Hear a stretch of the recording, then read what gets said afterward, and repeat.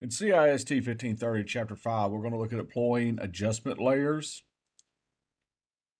In this chapter, we're going to go over some different ways that we can edit our images without permanently changing those. So Photoshop gives you thousands of different ways to alter an image.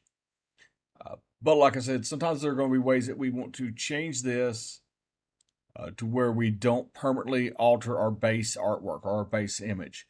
So this is going to be non-destructive editing. That's the term that's going to be used to describe this behavior.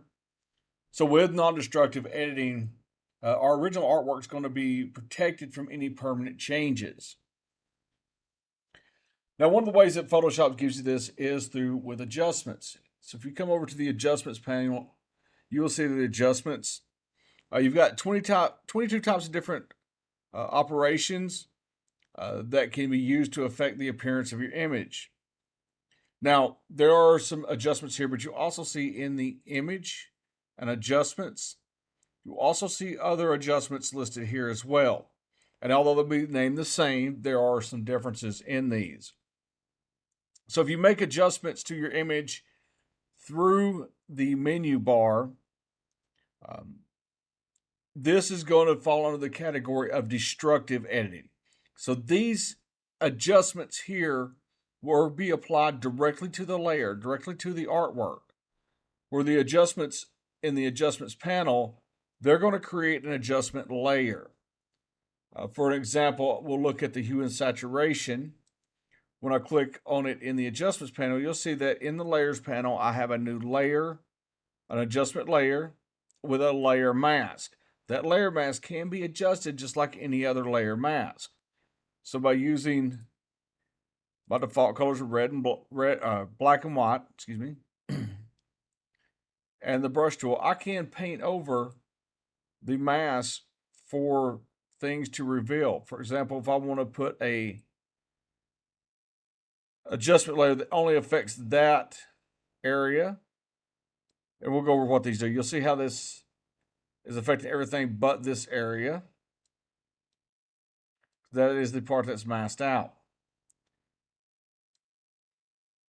With adjustment layers, I can just delete the layer. I can delete the adjustment layer, and you'll see that the image has not been affected. But using the image options on the menu bar, once again, I'm going to the same option, hue and saturation. You'll see that no new layer is created. I don't have the mask that I can manipulate, and it is applied directly to that layer. So this form of editing is destructive editing. Using the adjustment layers will be called non-destructive editing.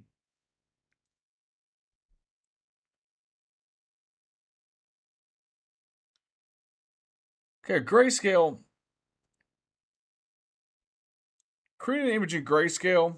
A grayscale image is going to be a digital image, which each pixel, they can be only one of 256 shades of gray. So with these 256 shades of grays available per pixel, the illusion of a continuous tone image can be created. So we'll look at the image here of a grayscaled of our colored image. So our grayscale ratings are going to range from a range of 0 to 255. Pixels with a grayscale value of 0 are going to be black. Pixels with a grayscale value of 255 are white. So any number in between 0 and 255 is gray, whether it's light gray, dark gray, and 128 is going to be the middle point of our grayscale range. Now, a couple things we'll also look at here is I'm going to add a levels adjustment layer because this is the easiest way to get to these. But we're going to talk about these points here, the shadow, the highlights, and the midtones. So you see that these inputs areas here, for example, this is the midtones, this is the highlights, and this is my shadows.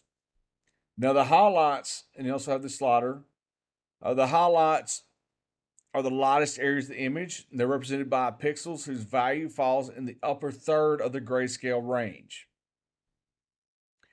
My shadows are the darkest area, and they're going to be represented by pixels that fall in the lower third of the grayscale range.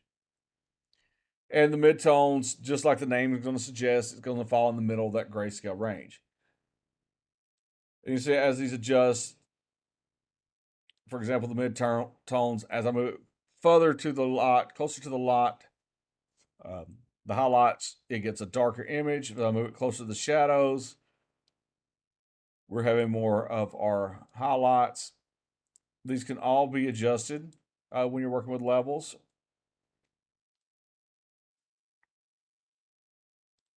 Another adjustment we're going to look at is the invert adjustment. This is going to flip the grayscale range. So black pixels are going to change to 255 and become white, and white pixels are going to change to 0 and become black. So we'll see that we have an invert, and I'm just going to click on this. So this is going to give me a X-ray effect.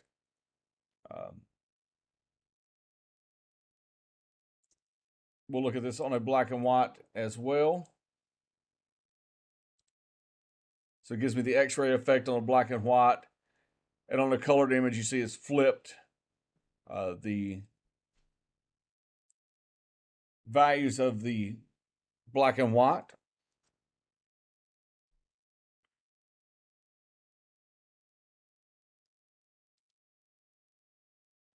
Once again, I can just drag these adjustment layers to the trash can to remove those.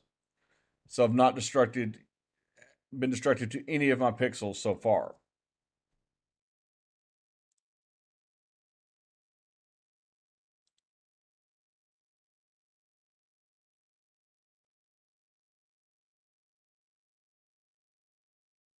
The threshold adjustment, this creates an effect by manipulating the number of colors available per pixel.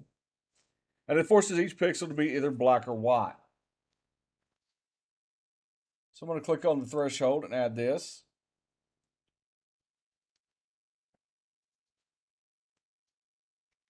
So you see that I have my threshold level here. I can type a value in, or I can adjust the slider. Once again, it's forcing those pixels to be either black or white.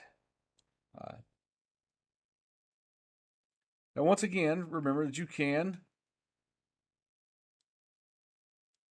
adjust the layer mask. So if you have just a specific area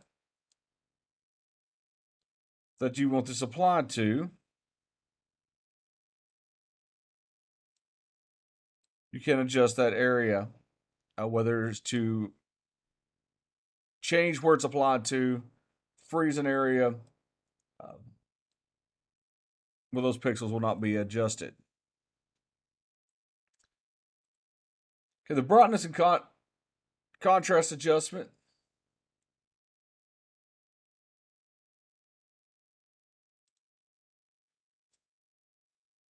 This affects the brightness and contrast of the image. Brightness is going to be defined as a pixel's grayscale value. The higher the number, the brighter the pixel, because it is going to be closer to white. The contrast represents the relationship between the shadows and the highlight of the image.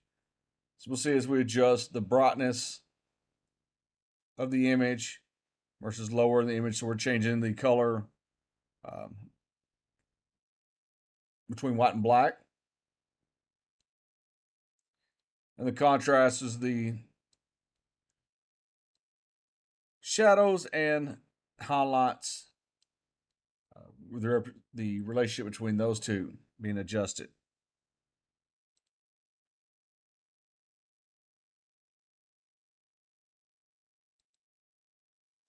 Now the black and white points level. So every image is going to have a black point. That's the darkest pixel in the image. And a white point. That's the very lightest pixel in the image. So the black and white points, they're critical to the appearance of the image because they represent the start and the end of the tonal range. So when you're adjusting the image with levels, it's best to first verify that the black and white points are at the optimal grayscale. And so we'll look at this in the levels.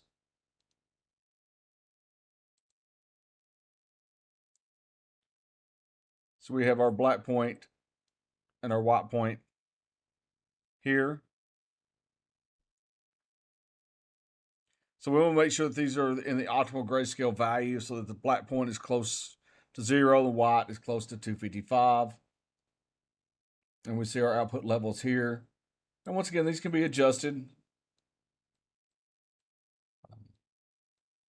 in our black and white point levels.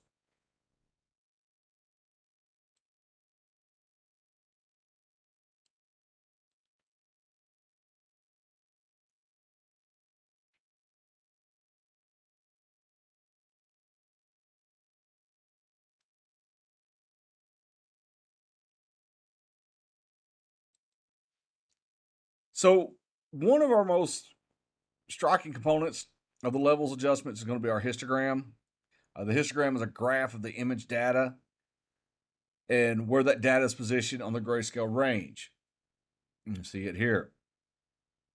And you'll see as we modify the tonal range of the image, we manipulate the sliders. So we can manipulate those with the sliders. We can also type in the values. You can also choose to manipulate individual colors in the image. For example, I'm on green. Now I'm going to manipulate the blues in this image. I'm going to take this back to just the normal levels. You can see that now if I just manipulate the reds,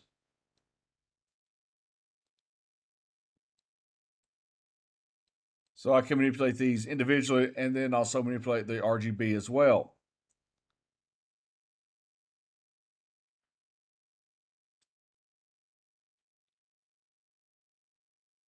So next we'll look at the color and contrast. So good contrast and good color are going to be linked. So for an example, for an image to have a vibrant color, it's going to be necessary to have a dynamic tonal range with deep shadows and bright highlights. So just like a black and white image with poor contrast, you're going to get bright yellow. You can't get bright yellows and deep blues in a color image with poor contrast. So you can use the brightness and contrast, once again, we've talked about in this.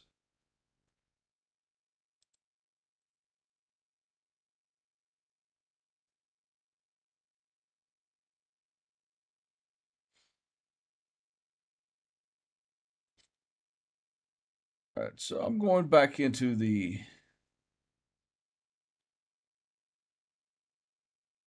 we'll go back into the levels, because once again, like I said, you do have the layer mask.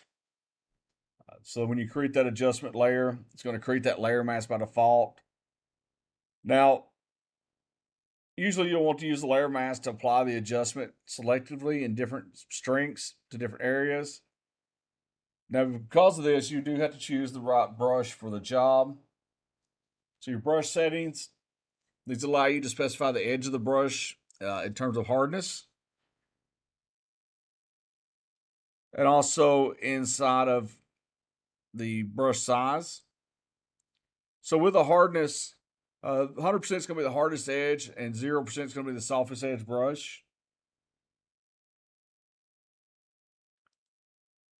So we can, once again, manipulate the layer mask. So next, we're going to talk a little bit about color models. So a color model is a mathematical model. It's going to describe how colors can be represented as numbers. So it's usually the way for computers to process the colors.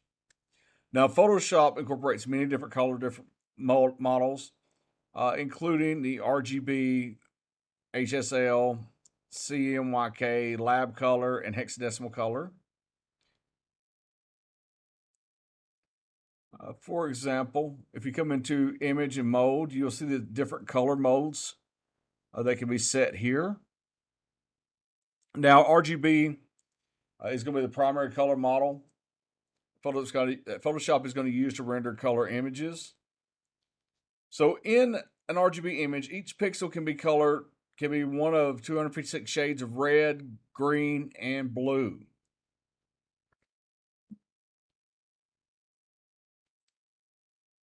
Now, when you look at RGB on your color screen, you think of a white screen on your computer.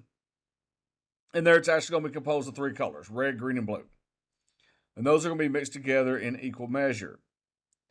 So now think of it as a rainbow across your screen. So the actual hardware of your computer screen is the light emitting components that are red lights, green lights, and blue lights. And those are used to make up your image. So each one of these are different shades of the red, blue, and green in this example of this elephant here. And when you zoom in, you can see the different individual pixels.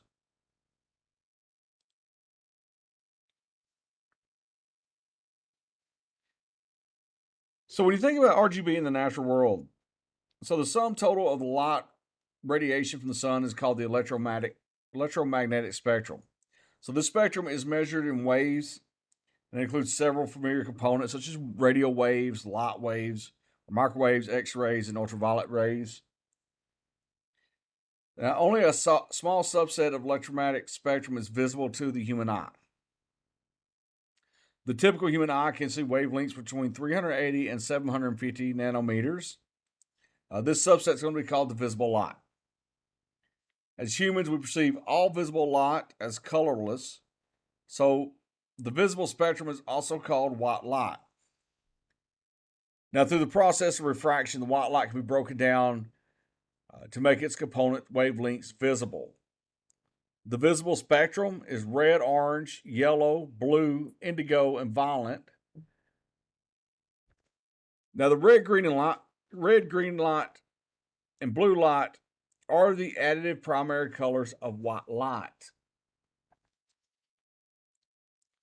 Now, the term additive is going to refer to the fact that the RGB light can combine in infinite measures to produce all the colors of the visible spectrum. The term primary is going to refer to the fact that red light, green light, and blue light cannot themselves be refracted or broken down. So to understand color, we have to look at how our eyes interpret RGB. And so our eyes contain receptors, so they're called rods and cones. The rod cells possess and perceive light as a range of highlights to shadows. So our perception of shapes and sizes and distance and perspectives relies on the rod receptors in our eyes. Our cone cells, they're what perceives colors. So some cone cells are sensitive to red light, some to green light, some to blue light. So our eyes essentially break down white light into the red, green, and blues. So now we're going to look at subtractive primary colors. So cyan, magenta, and yellow are the subtractive primary colors. Cyan is created by removing red light and combining green light and blue light equally. So cyan can also be referred to as minus red. Magenta is created by removing green light and combining red and blue light equally. And yellow is created by removing the blue light and combining red and green light equally. Now, the HSB color model in Photoshop is based on 360 colors or hues. So in the HSB color model, 360 hues exist on an imaginary circle or color wheel, one hue for each of the 360 degrees on the circle. The saturation is the intensity of the hue. At 0% saturation, there's no color. The hue is a natural gray. So we'll look at this with a hue and saturation adjustment layer. So we see here the hue. So this is the 360 hues that exist in this case on the line. Then we see our saturation. So we'll see what happens when we remove the saturation. So we're at negative 100. So with this, we have made this a neutral gray, versus increasing the saturation.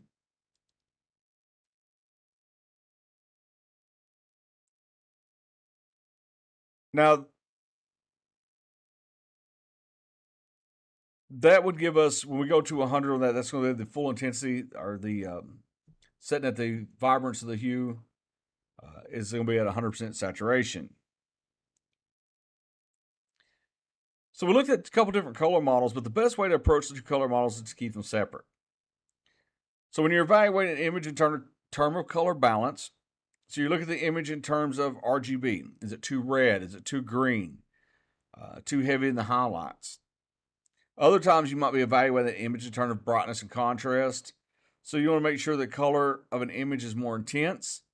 So in that case, you're looking at the image in the terms of the HSB. So when we're using the hue and saturation adjustment,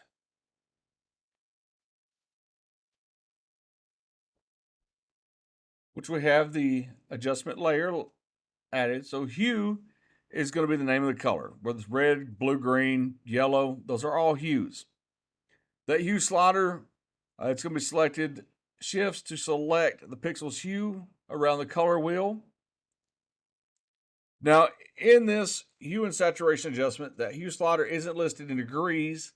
So in this case, the hue is listed in moving the directions either plus 180 or negative 180 or anywhere in between, which gives you your 360 degrees. But in this case, it's just going to be a value. Once again, the saturation, this either intensifies the color or removes the color. Now, when you desaturate an image, you're going to set the saturation percentage for each pixel at 0. So it's going to give you that look of creating a black and white image. The next slider is our lightness slider. This alters the pixel's brightness values from black to white. Now, this does not brighten an image as it will with a bright and contrast or the levels adjustments. So those adjustments offer controls for maintaining contrast. The lightness slider does not. So we'll look at the difference to this. As you see, this lightness slider is just going to increase the brightness value of black and white for the pixels.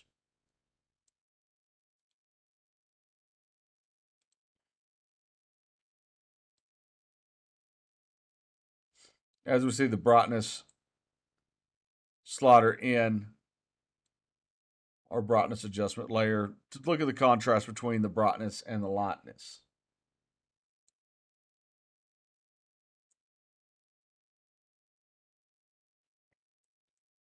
So we'll go back to the hue and saturation.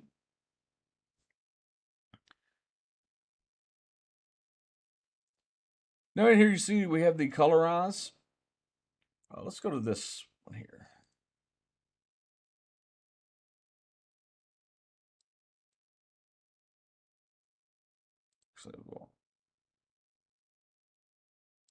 So in here, when we choose the colorize, it's going to change all the hues of selected pixels to 0, which is a red hue, as you see here.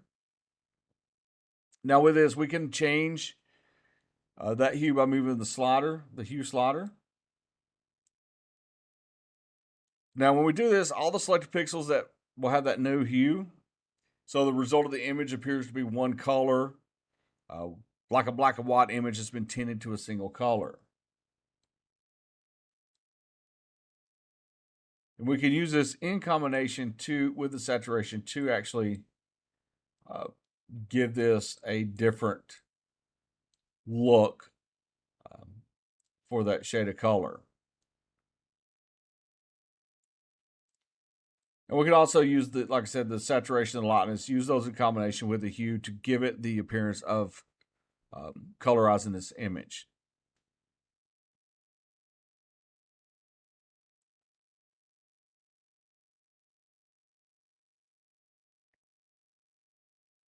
Now, if there's a time we want to replace a color, so we want to modify the color in areas of an image that are difficult to set with the selection tool. So we might use the replace color dialog box. That's something to be very useful. And this allows us to target various areas of image based on the similarity in colors. So we go to image,